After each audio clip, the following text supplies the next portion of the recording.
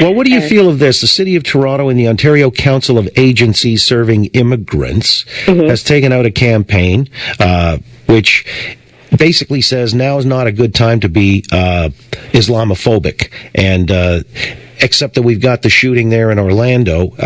This campaign where it's got a white male saying, go back to where you came from, addressing a woman with a hijab, and she says, where? North York? And it says Muslims are part of Toronto too.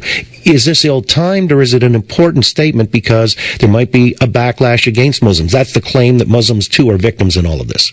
Well, it's interesting because I've been following this since February when it was approved at Council. I think we talked about it a couple of months ago when it was approved at Executive Committee, and Mr. Tory rushed through or pushed through quietly a motion to put $90,000 towards an anti-rumors campaign, and it was around the influx of Syrian refugees, and that, I guess Joe Mihevc and Joe Cressy had gotten a hold of him. Mr. Joe Cressy is the champion of Islamophobia. He's come after me in the past about being Islamophobic when I dared point out that a school trustee had a rather nefarious past, a woman by the name of Asma Malik.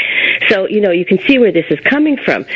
I think it's ill-timed any time because, this ad is I think it's shameful. I mean, the way it's pointing out that people like you, a white male, can't be trusted to, accept the fact that there's an influx of very diverse members of the world, not just Muslims, but everybody comes into Toronto.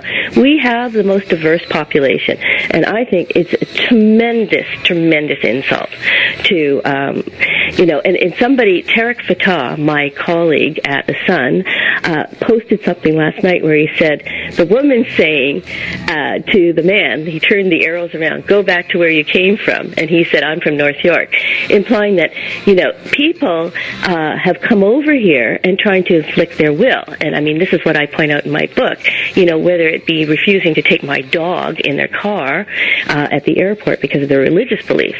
So, I mean, this is interesting because it promotes a huge debate, and I hope it will. Well, we'll have that debate a little later in the program, and I'm sure we'll follow up with you. Good luck sort of surviving the slings and arrows of outrage during this Pride Month and culminating in the big parade on the 3rd of July. Well, thank you, but I think the discussion needs to be made. I mean, does Pride Toronto represent all of us? That's a great question. As I say, a follow-up is in order, and maybe as early as next Tuesday. Have a great weekend. Thank you, Johnny. There you go. Sue Ann Levy from The Sun and The Oka Show, Tuesdays and Thursdays. Lou up next.